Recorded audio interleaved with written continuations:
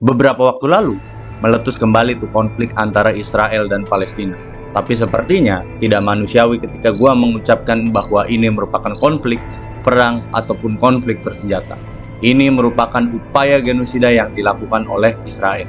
Halo semua, gua Ruli Agustin. Selamat datang di Simplikasi Hukum dan gue bersama Palestina. Seluruh hasil daripada AdSense konten kali ini nantinya gua akan berikan seluruhnya, gua akan sumbangkan untuk bantuan kemanusiaan di Palestina. Konten kali ini, gue akan berikan judul Standar Ganda Perlakuan Antara Palestina dan Ukraina.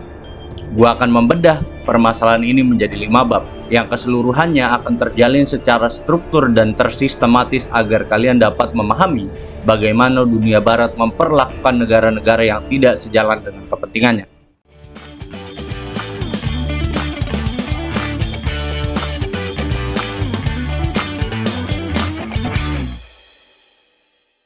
Bab 1. Hamas dan Fatah. Sebelum kita memahami lebih jauh terkait dengan upaya genosida yang dilakukan oleh Israel terhadap Palestina, kita harus memahami dulu bagaimana Hamas dan Fatah. Hamas dan Fatah merupakan lembaga swadaya masyarakat dengan landasan dua ideologi yang sangat berbeda di antara keduanya. Hamas merupakan lembaga LSM yang konstitusinya itu sifatnya konservatif, sedangkan Fatah itu moderat. Hal ini kita bisa lihat dari cerminan konstitusinya. Maka kita akan bahas terkait dengan kovenan Hamas dan kovenan Fatah. Dan yang paling membedakan satu dengan yang lainnya. Yang pertama, pandangan perihal Israel. Hamas dalam konstitusinya menganggap bahwa tidak ada negara Israel. Dan tidak akan pernah untuk hidup berbagi tanah dengan Israel karena tanah Palestina merupakan tanah suci.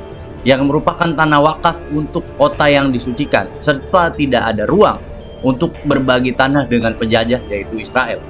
Sedangkan Fatah menganggap bahwa resolusi hidup berdampingan dua negara yaitu antara Palestina dan Israel merupakan solusi yang dapat ditempuh untuk dapat hidup damai dan saling beriring. Dari dua konstruksi konstitusi kedua organisasi ini, pada akhirnya kita dapat memahami mengapa Hamas menyerang Israel. Juru bicara Hamas, Khalid Qadomi, menyebutkan bahwa Hamas menyerang Israel karena hal ini merupakan balasan dari tindakan kekejaman yang dilakukan oleh Israel beberapa waktu ke belakang. Yang terjadi entah sudah tidak terhitung jumlahnya. Tetapi ternyata ada alasan yang lebih menarik dan menjadi alasan yang paling penting mengapa Hamas menyerang Israel, yaitu sejarah perjanjian Khartoum. Di sini kita akan memahami latar belakang perjanjian Khartoum. Perjanjian Khartoum terjadi setelah perang 6 hari antara Mesir, Yordania, dan Suriah melawan Israel, yang pada akhirnya dimenangkan oleh Israel dan Israel berhasil merebut wilayah dari ketiga negara tersebut. Dan di situ, 3 negara ini pada akhirnya mengumpulkan 7 negara Arab. Nah, 7 negara Arab ini pada akhirnya membuat perjanjian yang disebut dengan perjanjian Khartoum. Dan terdapat 2 poin penting dalam perjanjian Khartoum yang disetujui oleh 7 negara Arab. Yang pertama adalah 3 kata tidak untuk Israel. Tidak ada hubungan, tidak ada pengakuan, dan tidak ada kata damai. Poin kedua adalah seluruh wilayah yang telah direbut oleh Israel harus direbut kembali oleh 7 negara Arab. Namun, pada kenyataannya, pada tahun 2023, 7 negara yang terdapat di dalam perjanjian Khartoum ini keseluruhannya telah melanggar perjanjian tersebut. Yang pertama kali melanggar adalah Mesir pada tahun 1979 melalui presidennya Anwar Sadat dan pada akhirnya mendapatkan Nobel Perdamaian. Naasnya setahun kemudian, tepat di tanggal yang sama yaitu 6 Oktober 1980, Presiden Mesir Anwar Sadat yang melakukan pelanggaran terhadap perjanjian Khartoum itu meninggal karena ditembak oleh pendukungnya. Kita kembali kepada perjanjian Khartoum dengan 3 kata tidak untuk negara Israel, dan kenyataannya pada tahun 2023 ini seluruh negara di dalam perjanjian tersebut sudah melanggar. Nyatanya Hamas ingin melihat apakah negara-negara tersebut masih konsisten dan seirama terhadap perjuangan kemerdekaan Palestina. Kenyataannya, pasca ditembakkan 5.000 roket Hamas ke Israel, Israel dengan membabi buta menembakkan segala apapun yang dipunya ke Palestina. Dan apa yang dilakukan oleh negara-negara tetangga daripada Palestina? Terdapat 2 negara tetangga yang berbatasan langsung dengan Palestina. Yang pertama itu Mesir dan yang kedua adalah Yordania. Kenyataan yang didapat adalah yang pertama, Mesir langsung menutup pintu perbatasan negaranya. Dan hal yang serupa dilakukan oleh Yordania. Lantas, jalan keluar mana yang harus dilewati? apakah mereka semua pengungsi itu harus berenang melewati Laut Mediterania yang kenyataannya hari ini tuh sudah nongkrong 3 kapal induk Amerika? Benar kata orang-orang di sosial media, Palestina merupakan penjara terluas yang ada di muka bumi. Karena kita bisa melihat, dari Mesir dikunci, dari Yordan dikunci, dan dari Laut Mediterania sudah nongkrong 3 kapal induk milik Amerika. Terlihat bahwa negara-negara yang menyetujui perjanjian Khartoum, 2 diantaranya adalah Mesir dan Yordan, nyatanya sudah tidak lagi sejalan dengan Palestina. Pada akhirnya, Hamas mendapatkan jawaban yang nyata, yaitu tidak ada lagi negara Arab yang berada di pihaknya. Bab 2. Standar ganda Palestina-Ukraina. Kita sangat amat mengingat bahwa bagaimana perang Ukraina itu berjalan. Pasca pertama kali pengumuman serangan yang dilakukan oleh Putin terhadap Ukraina dan roket pertama jatuh, apa yang dilakukan oleh negara-negara dunia terhadap Ukraina? Yang pertama, perbatasan-perbatasan negara itu dibuka untuk membuka pengungsi dari Ukraina masuk ke dalam negara-negara lain. Yang kedua, bantuan-bantuan kemanusiaan itu masuk dengan sebesar-besarnya. Yang ketiga, respon dunia barat terhadap Rusia itu langsung sinis.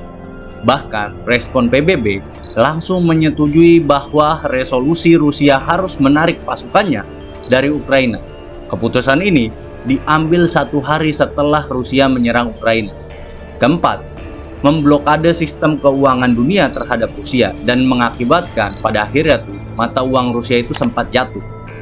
Yang kelima, menarik duta-duta besar negara-negara lain dari Rusia. Yang keenam, memberikan bantuan-bantuan perang seperti senjata, tank, pesawat tempur, dan artileri terhadap Ukraina.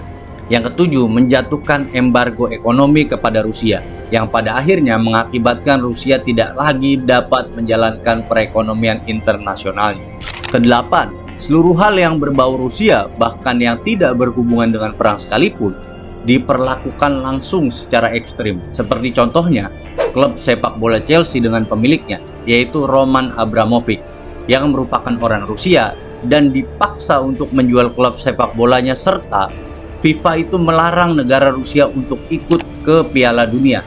Sedangkan apa yang terjadi di Palestina, di sini kita dapat melihat standar ganda yang nyata yang tercipta di dunia. Pertama, perbatasan negara Palestina dengan Mesir dan Yordania justru malah ditutup. Jadi pada akhirnya tidak diperbolehkan pengungsi itu keluar dari Palestina. Yang kedua, bantuan-bantuan kemanusiaan justru dipersulit untuk masuk. Yang ketiga, respon negara-negara barat justru pro terhadap Israel dan mensupport peralatan-peralatan perang. Bahkan Amerika melalui Menteri Keuangannya itu menyatakan sanggup untuk mendanai perang tersebut. Kelima, respon dunia barat tidak ada penarikan sama sekali duta besarnya dari Israel. Yang keenam, tidak ada bantuan senjata yang diterima oleh Palestina dan justru Israel yang menerima.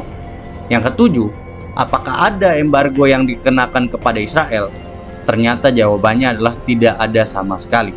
Kedelapan, bagaimana respon PBB? Resolusi sudah diajukan oleh negara-negara lain untuk melakukan gencatan senjata, dan hasilnya resolusi tersebut diveto 2 kali oleh Amerika. Pada akhirnya PBB tidak dapat mengeluarkan resolusi apapun. Sedangkan kita bisa melihat perbandingannya. Ukraina, PBB langsung mengeluarkan resolusinya hari pertama setelah serangan dari Rusia itu dilancarkan.